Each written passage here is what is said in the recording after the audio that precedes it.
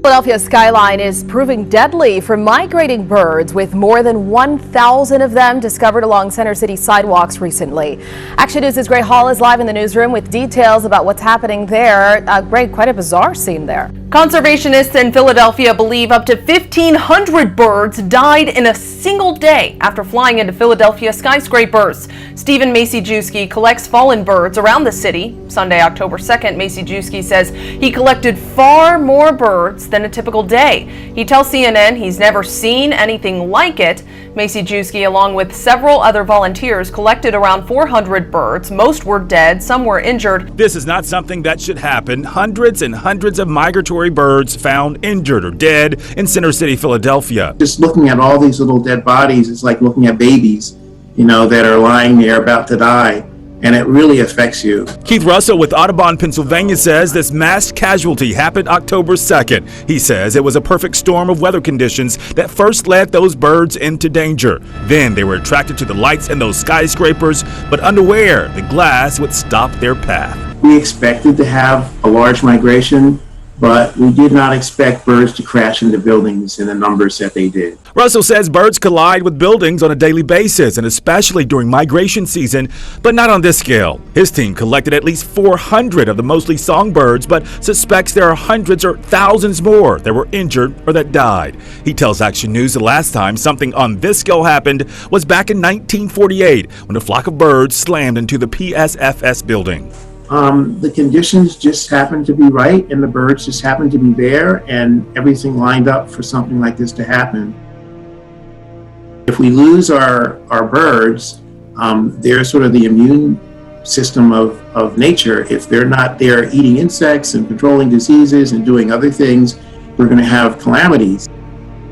Shifting our focus to Russia now, fears of a possible environmental catastrophe in Russia's Far East has started to mount after locals reported finding dozens of dead sea animals washed onto the beach from the Pacific Ocean. Recent footages by Russian media showed a beach in the region on Monday carpeted with dead marine mollusks and including sea urchins, octopi and starfish.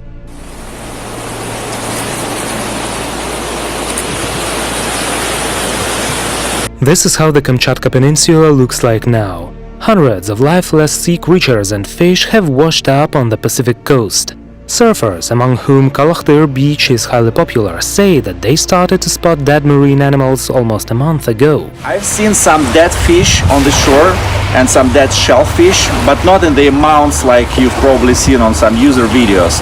Like they were a little bit scattered around the beach. There were like selected dead fish there, but not like piles of dead sea lions or something like that. I didn't see any big sea animals. I've talked to some surfers, both locals and visitors, and they confirmed that something was in the water and it hurt their eyes. Scientists said that nearly all marine life on the seabed of the Avacha Bay has been killed, with only a small number of large fish and shrimp and crabs surviving. The scientists believe that the contaminated area is much larger than the parts that they have examined.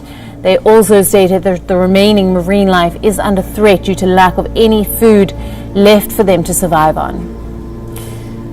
Kamchatka's local government assures that all the authorities, law enforcement bodies, scientists and volunteers have been involved in the search for the source of pollution. Local authorities have admitted that the level of pollution of the water is higher than normal value. However, the exact cause of the deaths is not yet known. And it started 3 weeks ago. So definitely something happened here, but we don't know when it started, we don't know the scale of the disaster, and we don't know what has caused it.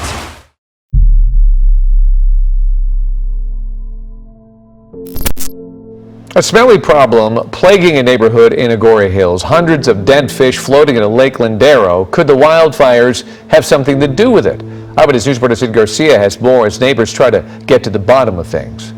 Lake Lindero is a lakeside community in Agoura Hills with the fish story to tell. No, not about the one that got away. It's the hundreds that are floating around dead in the water. And the smell. It's horrendous. The neighbors are up in arms. My friend's wife is in tears. She spent all this money for her house and she can't enjoy it. She can't open her windows. She and some of her neighbors are wondering why all of these dead fish are now floating around their lake. The Homeowners Association has hired a company to test the water to find out why the fish are dying off. An educated guess from the HOA board, an algae outbreak, or the devices that create oxygen for the fish are not working, or both. Today, one of the board members was out scooping up the dead fish, waiting to hear back from the company that's testing the water. He tells me State Fish and Wildlife offered their theory. Probably soot coming from the fires, which is, but it goes upstream because they're having lots of reports of the ash that suffocates the fish, but all this is yet to be determined right at this point. So while they wait for the test results to find out what exactly is killing the fish.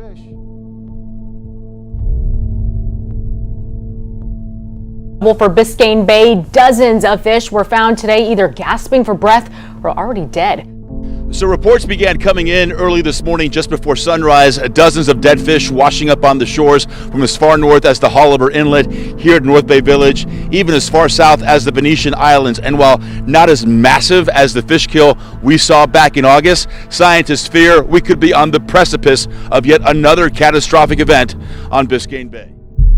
Schools of mullet gasping for breath on the bay waters off Albert Pallet Park in Miami. There was like dead fish on the water, and a lot of fishes like trying to breathe, like they don't have enough oxygen in the water. Saturday morning, what's become an all too familiar scene.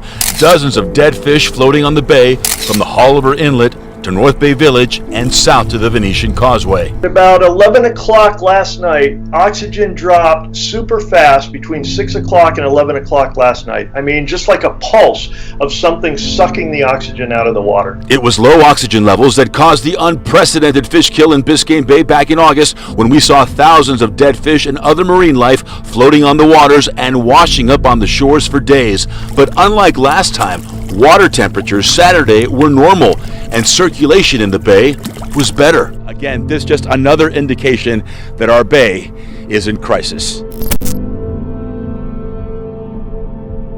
At the latest now in Hurricane Delta, it has slammed into Mexico and made landfall just moments ago as a Category 2. The state of Louisiana is under a state of emergency as Hurricane Delta barrels across the Gulf of Mexico.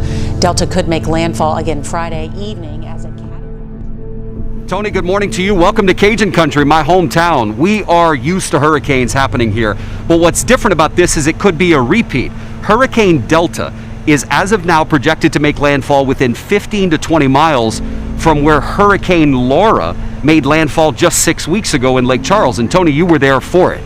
That would be incredible if the same people devastated by Laura get hit yet again.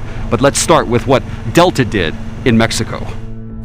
Overnight, Hurricane Delta slamming into Mexico.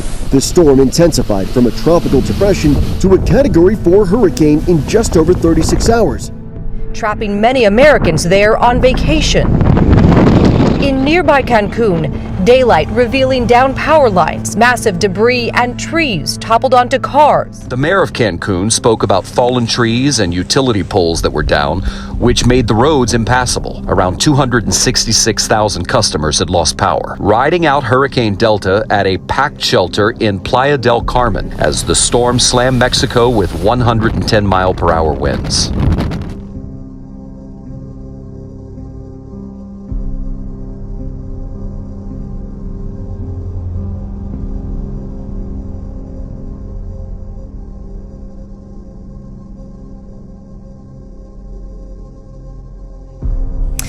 Two in 5 of the world's plant species are at risk of extinction, and scientists now say they're in a race against time to identify new species before they disappear forever. That warning was echoed by Prince Charles at a UN summit on biodiversity, also attended virtually by the Chinese president. The plant kingdom is not just a thing of beauty. Its untapped and diminishing potential is highlighted in a study by London's Kew Gardens. Collating the work of scientists around the world, they estimate 40% of plant species are at risk of extinction. Hundreds of medicinal plants, including some kinds of aloe, are threatened, and only a tiny fraction of plants like the water hyacinth are being used for food and fuel. The attention that's being drawn to biodiversity loss at high levels across the world, I think, is a really positive thing. And this report will provide those decision makers, but also individuals at home, with new information and more information on making better decisions about conserving the diversity of plants and fungi. It's a sign of the times that biodiversity is a big political issue and now firmly on the international agenda. Conservation officials are sounding the alarm over a mysterious trend in the U.S. Southwest.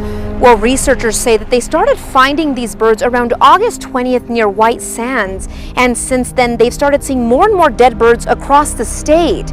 Researchers say this could be for several reasons, from wildfires to the change in weather patterns. Yeah, it is very shocking and it's heartbreaking. One by one, hundreds and thousands of migratory birds are being found dead.